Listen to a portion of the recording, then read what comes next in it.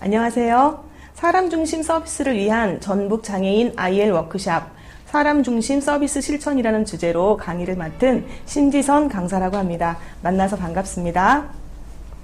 오늘 저는 여러분들과 사람 중심 서비스 실천에 관한 내용으로 말씀을 나누려고 하는데요. 자립을 원하는 장애인에게 사람 중심 서비스를 어떻게 실천할 수 있는지 그 내용을 4가지로 나눠서 한번 보겠습니다. 첫 번째는 사람 중심 서비스 개요, 두 번째 사람 중심 철학과 도구, 세 번째는 사람 중심 서비스 가치와 실적 용례, 마지막으로 4번째는 발달장애인 자기 옹호와 사회적 성지원에 관한 내용을 말씀드리겠습니다. 그럼 먼저 사람 중심 서비스 개요에 대해서 한번 알아보겠습니다. 장애에 대한 개념과 그 실천 패러다임이 변화를 하고 있는데요.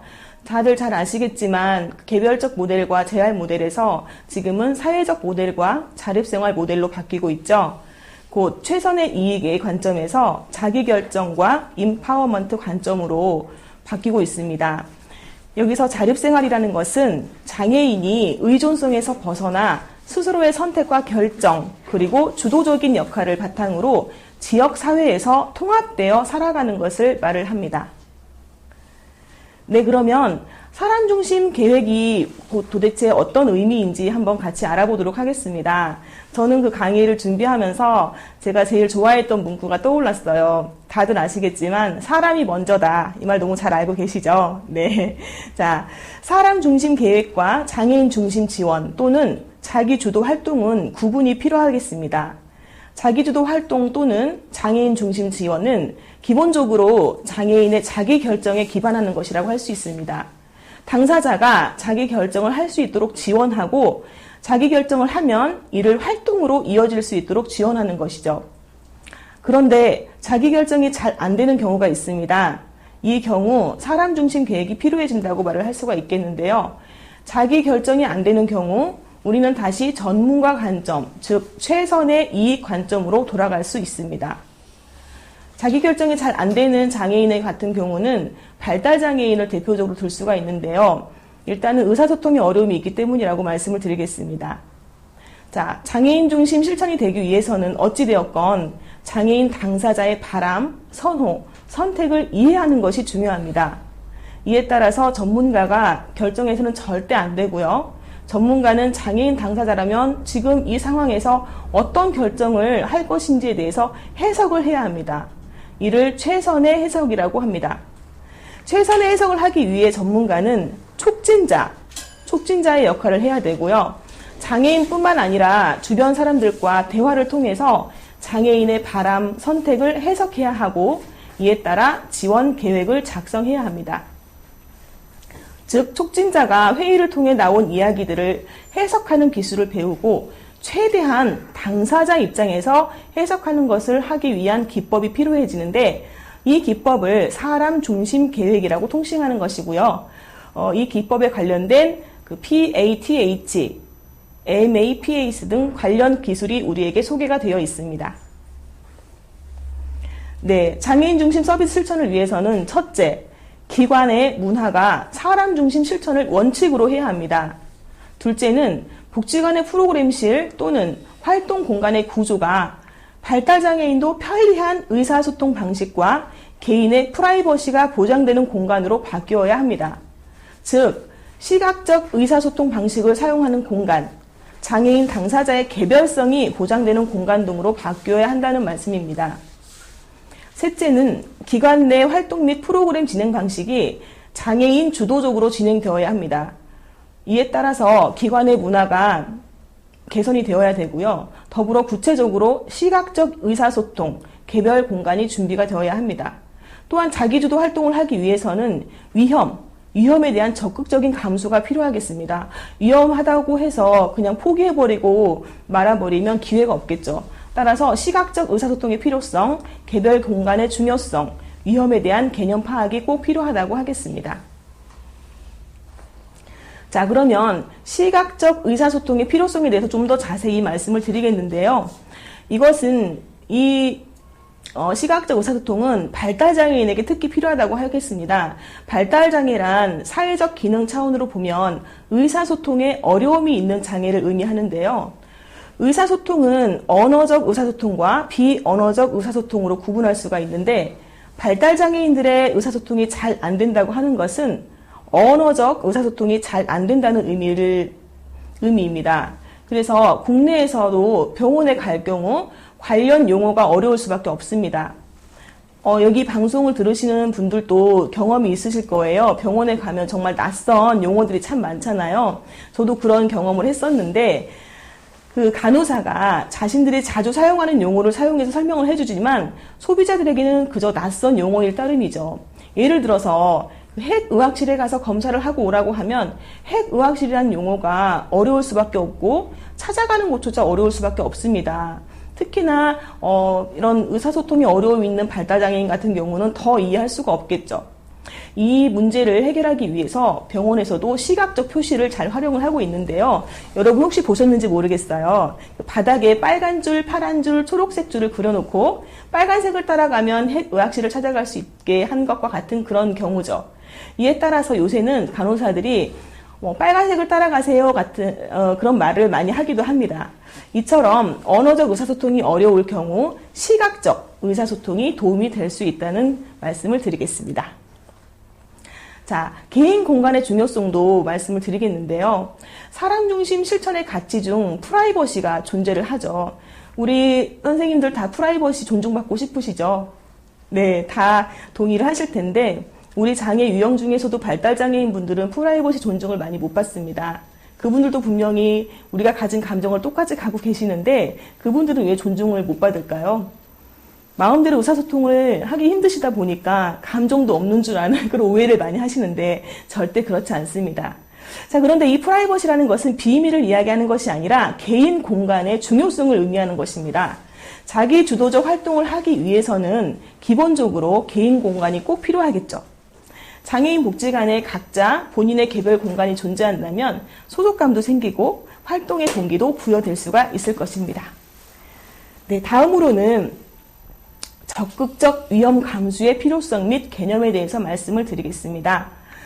모든 인간은 삶의 전체 과정을 통해서 인생을 경험하고 발달을 하게 되죠.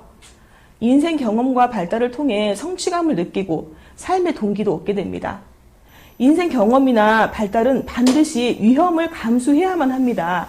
그 과정을 통해야만 우리가 성장을 할 수가 있거든요. 그런데 여기에서 위험의 개념을 우리가 잘 알 필요가 있는데요. 우리말로는 다 위험이라는 뜻이지만 영어로는 몇 개의 단어가 있는데 그 중에 리스크와 덴저에 대한 개념 파악이 중요합니다. 리스크는 삶의 기회가 되고 발달에 도움이 되고 삶의 질을 높일 수 있는 위험을 의미합니다. 우리가 지원을 하면서 위험하면 안 된다는 생각에 덴저만 회피한 것이 아니라 리스크도 회피했었고 이에 따라서 리스크 제로가 되었고 삶의 기회도 제로가 되었다. 이 말씀을 드리겠습니다. 결국 우리는 열심히 일했다고 하지만 이용자, 당사자의 입장에서 보면 삶의 기회는 없고 시간만 때우고 있었던 것입니다. 이런 경우가 많이 있으실 텐데요. 그 사람을 생각해서 그랬다. 위험하니까 안 하는 게 좋을 것 같아서 그랬다. 이렇게 말씀을 해주시지만 발달 장애를 가진 분도 똑같은 사람이고 위험을 감수할 기회, 실패를 경험할 기회 똑같이 주어져야 된다고 생각을 합니다. 자, 그래서 우리가 오히려 발달장애인의 삶의 기회를 박탈하고 그만큼 그들의 삶의 질을 악화시킨 것은 아닌지 한번 반성을 해봐야 되겠다는 생각을 했습니다. 자, 그렇다면 장애인 복지관, 장애인 주간보호센터, 가정 등에서 발달장애인은 리스크를 받아들이면서 의미 있는 활동을 해야 한다고 합니다. 즉 우리가 일상을 살아가는 그대로의 모습처럼 살아야 한다라는 뜻이라고 할 수 있겠습니다. 네, 다음으로는요. 사람 중심 철학과 도구에 대해서 말씀을 드리겠습니다. 자, 이 사람 중심 철학은요. 정상화로부터 시작됐는데요. 1970년도 미국에서 대규모 수용시설에서 일어나고 있는 비인간적인 행태들이 폭로되면서 장애인들도 지역사회 안에서 일상생활을 영위하는 것이 바람직하다는 움직임이 일어났었습니다. 이러한 움직임의 중심에는 정상화의 철학과 가치가 자리하고 있었죠. 정상화라는 것은 장애인들이 일상생활을 하기 위해 필요한 양식과 조건을 비장애인들이 누리는 평범한 삶을 위한 조건에 가깝게 만들어서 함께 살아갈 수 있도록 하는 것으로 1960년대에 스칸디나비아 지역을 중심으로 발달장애인의 비정상적인 환경에 대한 문제가 제기됨으로부터 시작이 되었습니다. 각 나라마다 사용되는 용어들은 학자들의 학술적인 연구 방향에 따라 다르지만 정상화가 강조되고 있는 개인의 성장과 발달을 위한 정상적인 발달 경험, 인생 주기에서의 선택의 자유, 이웃과 같이 하는 정상적인 가정에서의 삶, 지역사회에 통합되는 삶을 강조하고 시설 집중화의 반대와 같은 공통적인 지향점을 가지고 있다고 하겠습니다. 당사자의 선택과 선호가 중심이 되는 사람 중심 계획. 이 계획은 정상화의 원리와 가치를 실현하기 위한 도구로서 1980년대부터 많은 사람들이 발달장애인의 개별 계획을 세우는 데 활용을 하고 있습니다. 현재는 약 20개 정도의 다양한 PCP 도구들이 사용되고 있고요. 개별 프로그램마다 약간의 차이는 있지만 다음에 같은 공통점을 가지고 있습니다. 문자로 작성되어야 하며 당사자 및 그와 관련된 사람들이 함께 당사자의 장점, 선호, 능력을 찾아서 당사자의 미래 계획을 세우는 것이죠. 또한 지원이 필요한 부분을 찾아서 당사자가 독립적으로 살아가는 데 필요한 것을 단계별로 살피고 누가 어떠한 지원을 언제 어떻게 할 것인지를 통해서 당사자에 의한, 당사자를 위한 계획을 수립해야 합니다. PCP 실천가들은 전문가가 아닌 당사자들이 중심이 돼서 계획을 세우고 참여하게 되면 다음과 같은 결과를 통해서 지역사회 통합이나 삶의 질 향상이 더욱더 잘 이루어질 것으로 믿습니다. 첫 번째는요, 자신이 스스로 희망하는 꿈이나 소망을 이야기하고 그것을 바탕으로 계획이 세워질 경우 계획이 이루어질 가능성이 더 높다고 할 수 있습니다. 둘째는 사람을 이해할 수 있는 가장 좋은 방법은 그 사람의 부분을 보는 것이 아닌 있는 그대로의 그 사람을 인정하는 것이라고 합니다. 세 번째는요, 그 사람을 둘러싸고 있는 환경, 지원 변화, 가능성을 알아보기 위해서는 다양한 의견을 가진 많은 사람들이 모여서 계획을 세우는 것이 유익하다고 할 수가 있겠죠. 넷째로 바람직한 미래에 대한 비전을 제시하는 계획이 통제나 지시를 통한 계획보다 효과적이라고 말을 할 수가 있겠습니다. 네, 그러면요. 사람 중심 계획 도구 PATH와 MAPS에 대해서 말씀을 드리겠습니다. 현재 한국에서 가장 널리 알려진 사람 중심 도구로는요. PATH와 MAPS가 있는데요. PATH는 Planning Alternative Tomorrow with Hope의 약자로 희망적인 미래 계획을 세워보자는 의미를 가지고 있습니다. PATH는 장애인 당사자가 문제에 집중하고 있거나 부정적인 현실에 직면해서 미래 비전을 세우는 것에 대한 길을 잃었다고 느낄 때 효과적으로 사용될 수 있습니다. 또한 PATH는 계획 과정을 통해서 당사자는 물론 당사자를 지원하기 위해 모인 지원자들이 방향에 대한 변화를 찾는 것에 많은 시간과 노력을 기울이기 때문에 꿈이나 미래에 대한 이야기를 명확하게 표현할 수 있어야 합니다. 그렇기 때문에 당사자가 의사소통에 어려움이 있을 경우 되도록 많은 지원자들이 모여서 다양한 이야기를 통해 계획을 세우는 것이 바람직하다고 할 수가 있겠습니다. PATH는 8가지 진행 과정. 1. 꿈 만져보기. 2. 가능하고 긍정적인 계획 세우기. 3. 현재 상황 알아보기. 4. 지원자 등록시키기. 5. 강점 찾기. 6개월 계획 세우기. 7. 한 달 계획 세우기. 8. 2에서 3일 안에 할 수 있는 첫 발걸음 계획 세우기를 가지고 있고요. 진행 조력자와 그래픽 조력자가 꼭 필요하다고 하겠습니다. MAPS는 Making Action Plan의 약자로 장애 아동을 일반 학급에 통합시키기 위한 가족을 지원하기 위해서 만들어졌습니다. 현재는 특정 대상이 아닌 MAPS 계획을 원하는 모든 사람들에게 활용을 하고 있는데요. MAPS는 PATH처럼 세부적인 계획을 세우거나 꿈이나 계획을 강조하진 않습니다. 당사자가 살아온 삶에 대한 이야기를 나누고 경험을 통해서 얻어진 재능을 발견하고 그러한 재능이 함께하고 있는 지역사회 안에서 의미롭게 쓰일 수 있는 방법에 대해서 탐색을 하게 되는 것이죠. PATH와 마찬가지로 자신이 살아온 삶의 이야기 속에서 재능을 찾아가는 과정이 주를 이루기 때문에 당사자들이 가족을 가지고 있거나 많은 지원자들이 있을 경우 유용하다고 할 수 있겠습니다. MAPS는 6가지 진행 과정이 있는데요. 첫 번째, 스토리 듣기. 두 번째, 꿈과 이상 이야기하기. 세 번째, 피하고 싶은 미래 이야기하기. 네 번째, 재능과 기여 이야기하기. 다섯 번째, 기여할 수 있는 조건을 알아보기. 여섯 번째, 실행 계획 세우기를 통해서 세워진다고 할 수 있겠습니다. 자, 지금은 이제부터는 사랑 중심 서비스 가치와 실적 용례에 대해서 설명을 드리겠습니다. 사랑 중심 서비스 실천의 주요 가치는 선택, 독립, 존중, 평등, 개별성, 권리, 협력관계, 존엄성, 사생활 이렇게 이루어져 있는데요. 우선 다음에 각각의 가치들이 일상의 실천에서 의미하는 바를 구체적으로 이해를 해야 되겠죠. 이 가치들은 독자적으로 존재하는 것이 아니라 서로 밀접하게 연관이 되어 있다고 할 수 있겠습니다. 예를 들면 선택과 독립, 존중과 존엄성 같은 것이죠. 이 가치들은 일상적인 발달장애인 지원의 근본이 되는 것입니다. 그래서 장애인 복지 담당자들은 매일매일 이 가치들을 어떻게 적용할 것인지에 대해서 고민을 해야 한다고 합니다. 첫 번째, 선택. 우리는 이런 선택을 할 수 있는 자유를 너무나 자연스럽게 여깁니다. 하지만 발달장애인의 경우 그들의 바람과 상관없이 선택이 이루어지곤 하죠.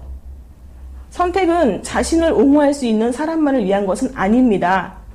중증 또는 복합 발달장애인도 자신을 위한 수많은 선택을 할 수 있습니다. 지원자는 발달장애인이 자신의 선호도를 표현하는 방식을 알아낼 수 있도록 관찰 기술을 발전시킬 필요가 있습니다.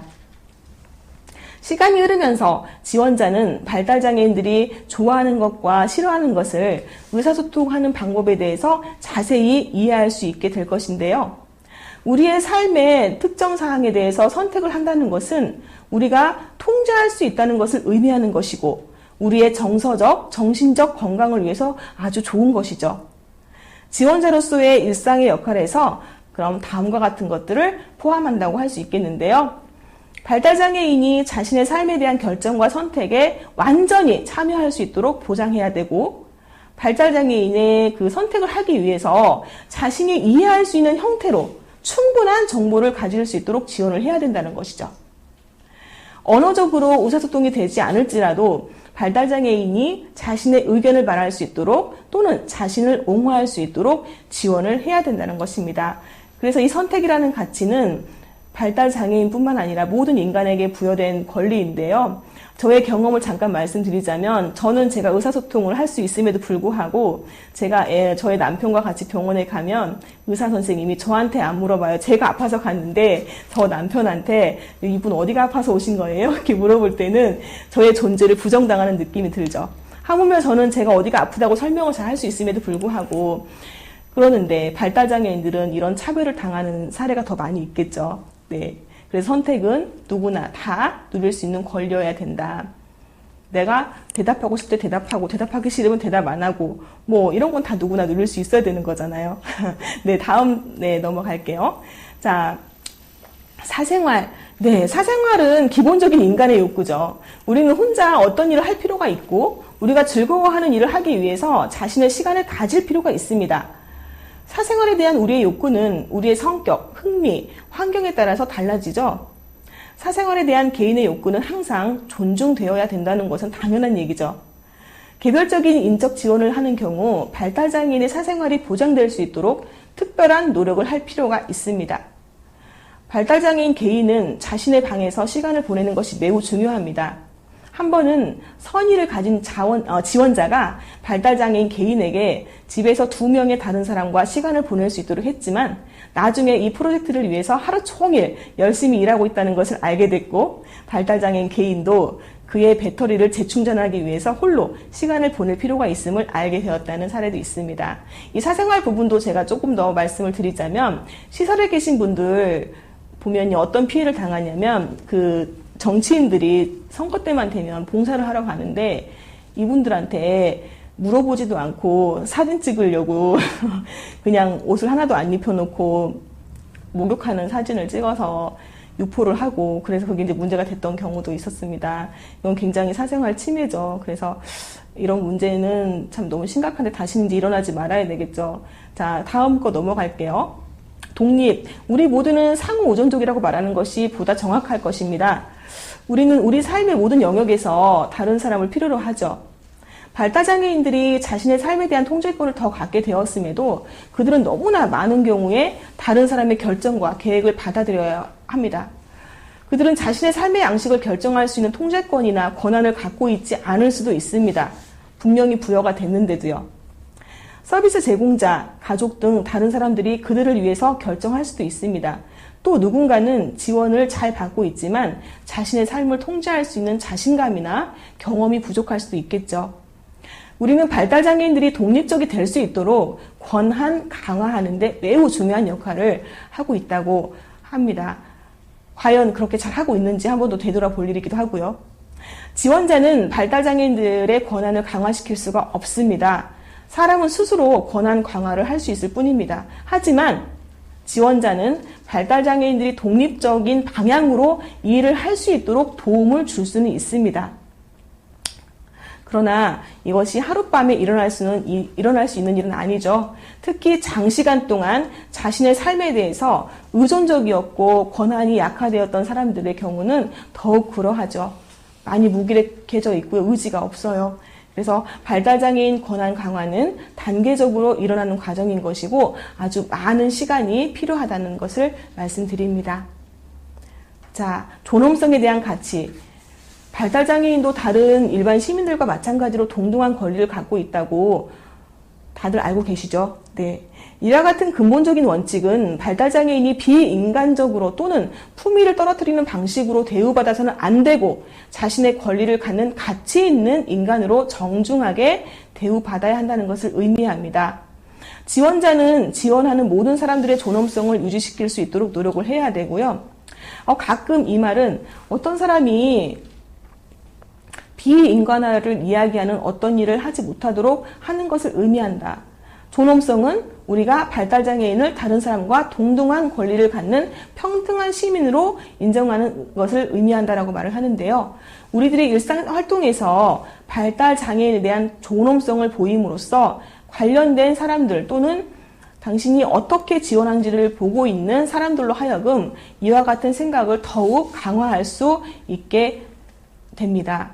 자, 이 존엄성에 대해서 좀 더 말씀을 드리자면 발달장애인들은 그 성인임에도 불구하고 아이 취급을 많이 하세요. 일단 의사소통에 어려움이 있다 보니까 반말하시고 이름 부르시고 뭐 이렇게 하시는데 그렇게 해서는 절대 안 되겠죠. 네.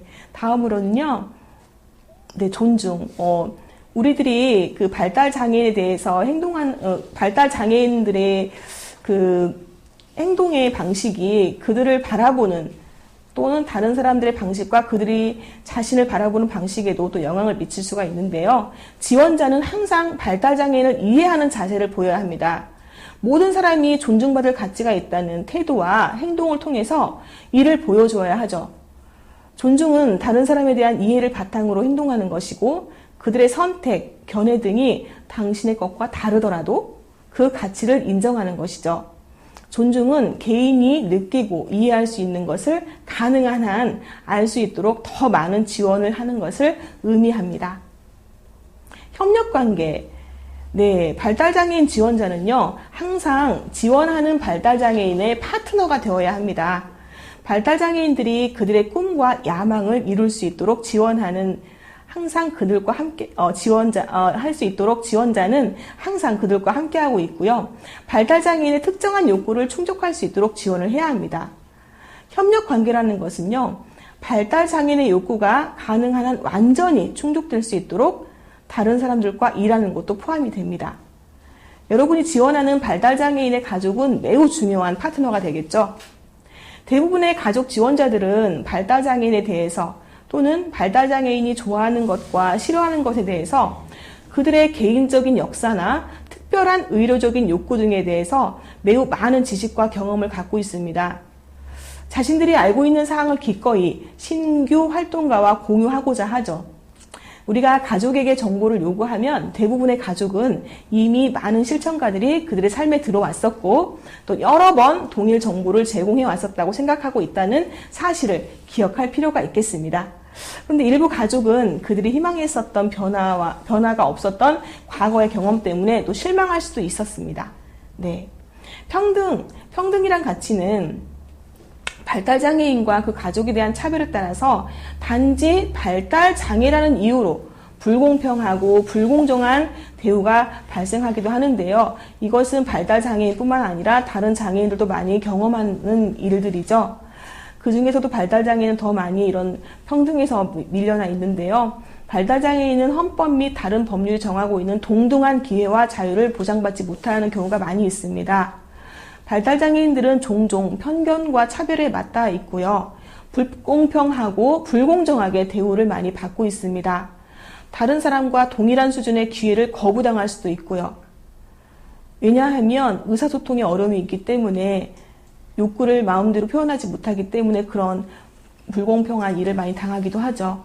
자, 그래서 평등은 발달장애인들이 다음과 같이 함께해야 완전한 평등이 된다라고 말씀을 드릴 수가 있겠는데요.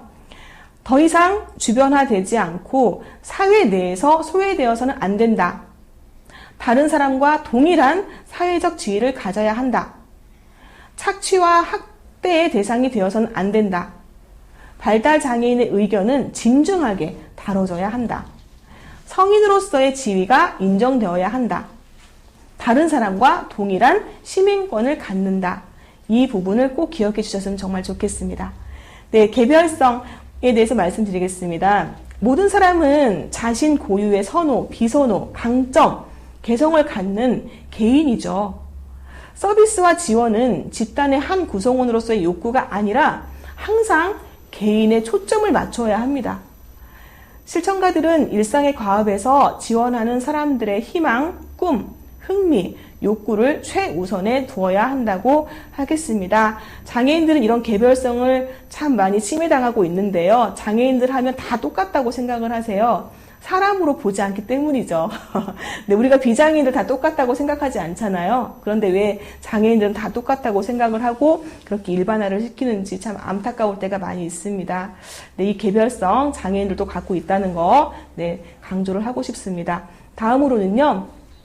권리에 대해서 말씀을 드리겠는데요.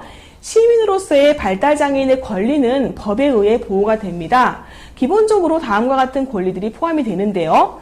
생존 권리, 괴롭힘의 금지, 노예와 강요된 노동의 금지, 신변 자유와 안전의 권리, 공정한 재판을 받을 권리, 법률에 의거하지 않은 처벌 금지, 개인의 사적 삶과 가족의 삶에 대한 존중 권리, 사상, 양심, 종교의 자유, 표현의 자유, 집회, 결사의 자유, 결혼할 권리, 차별 금지.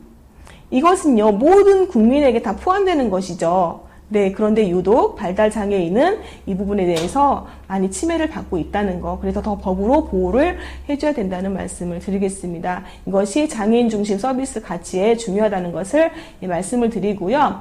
실적 용례에 대해서 말씀을 드리면 제가 최근 기사에서 가지고 왔는데 서울 장애인 종합복지관 그 최미영이라는 그 팀장님이 계시는데요. 이분이 그 발표를 하셨어요. 그 복지관 다영역 직원들로 구성된 사람 중심 계획 실천위원회가 하는 일 중에 사람 중심의 실천을 위한 직원 역량 강화와 환경 준비를 체계적으로 진행해서 지역사회 장애인 당사자의 삶의 질 향상에 기여하기 위한 일들을 소개했는데요. 구체적인 사례로는 이용자의 개인별 지원 계획에서 사람 중심 설명을 활용한 여성장애인 홈 헬퍼 서비스. 네. 그 다음에 성인 발달장애인 낮 활동 서비스. 그리고 최중증 성인 발달장애인 긍정 행동 지원 서비스. 그리고요, 직업 적응 훈련 등을 소개했습니다. 네, 이제는 오늘 그 주제의 마지막인데요. 발달장애인 자기 옹호와 사회적인 성 지원에 대해서 말씀을 드리겠습니다. 네, 그 발달장애인의 특성에 대해서 잠시 말씀을 드리겠습니다.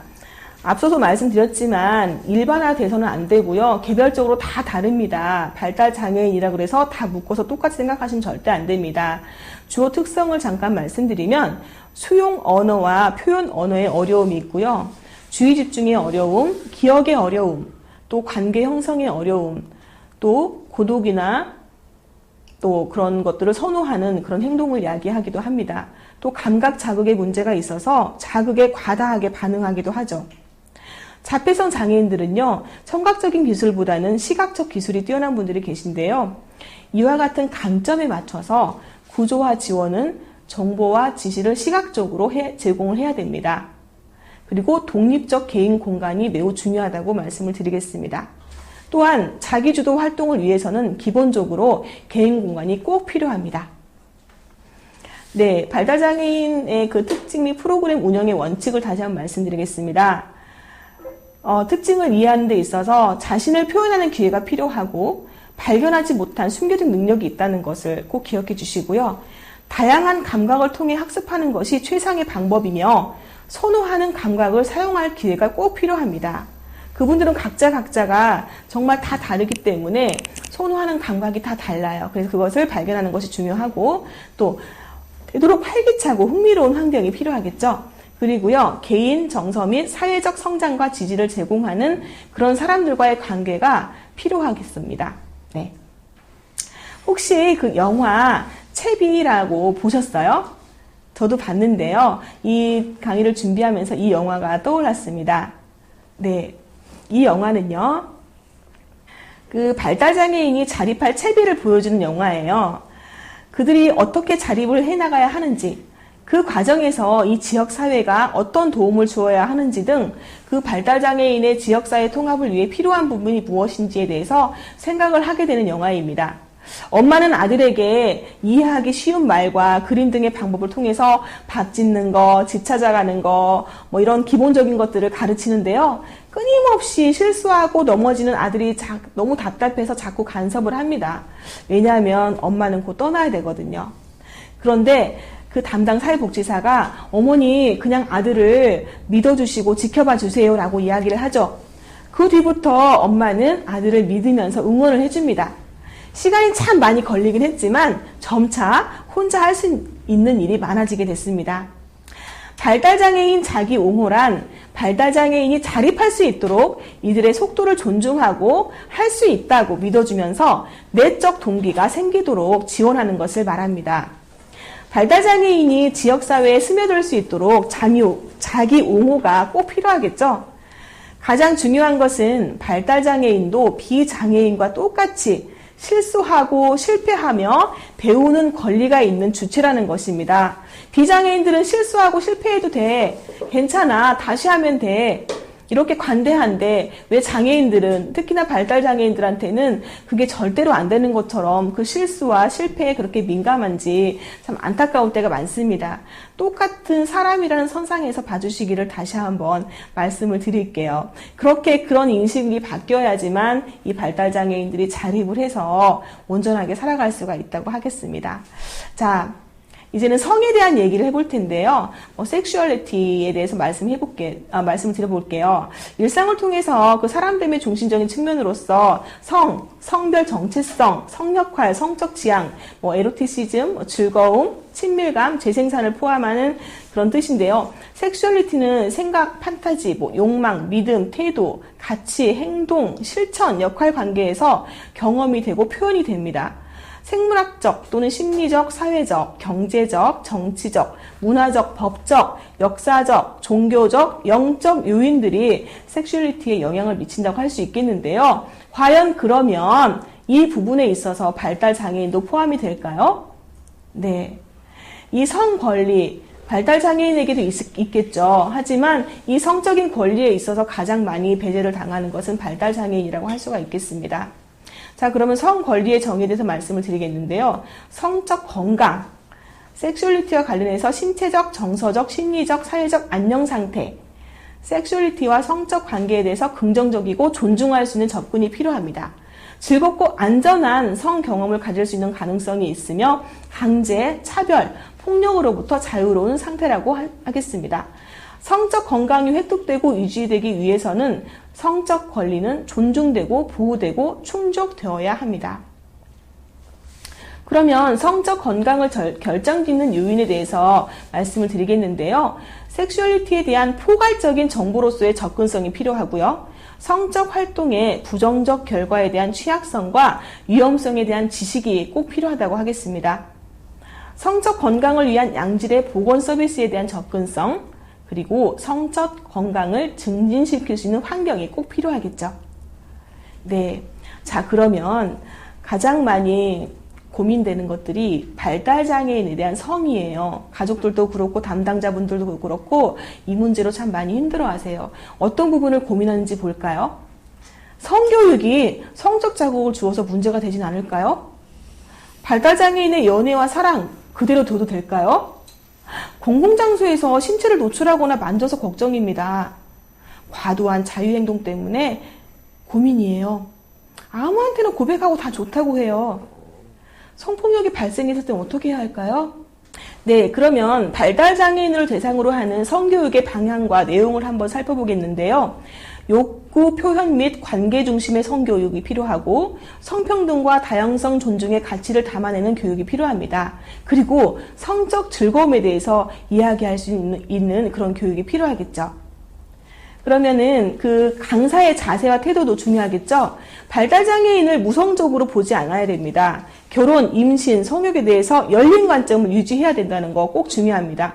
모든 교육의 바탕은 인간의 존엄성과 가치, 권리를 존중하는 인권 교육에서 시작을 해야 되고요. 교육에 참여하는 발달장애인들이 가진 힘에 대한 신뢰와 존중을 바탕으로 대상화하거나 피보호자의 관점으로 보는 것이 아니라 주체적인 존재로 인식을 해야 됩니다. 교육에 참여하는 사람들에게 한 가지 결론을 강요하기보다는 선택의 여지가 많이 있다는 것을 일깨워주는 그런 교육이 되어야 합니다. 그리고 강사는요, 끊임없이 자신을 성찰하는 마음과 교육을 통해서 교육자도 참여자와 함께 성장하고 변화될 수 있는 그런 용기가 필요하겠죠. 네. 그런 발달장애인의 그 성교육 자료는 이렇게 탁틴 네일이라는 그 기관에도 있고요. 네. 그 다음에 장애 여성 공감이라는 그런 센터에도 이런 자료가 있다고 합니다. 참고하시면 좋을 것 같습니다. 네. 누구의 관점에서 바라볼 것인가, 무엇이 필요한가, 이 부분을 마지막으로 말씀드리고 마치겠습니다. 이런 고민들을 참 많이 하세요. 성교육이 성적 자극을 줘서 문제가 되진 않을까? 이건 정말 어떻게 보면 기우라고 할 수가 있겠죠? 네. 자, 그러면 어떻게 우리가 누구의 관점으로 또 무엇을 제공을 해줘야 되는지 한번 알아볼게요. 네, 우리 국가와 사회는 이 성 권리 확보를 위해서 워크샵을 많이 제안을 해줬으면 좋겠습니다. 그래서 사회적 기술과 연애관계 기술 향상을 위한 워크샵, 또 상황극, 토론을 활용한 워크샵, 이런 상황극이 또 굉장히 효과적이라고 합니다.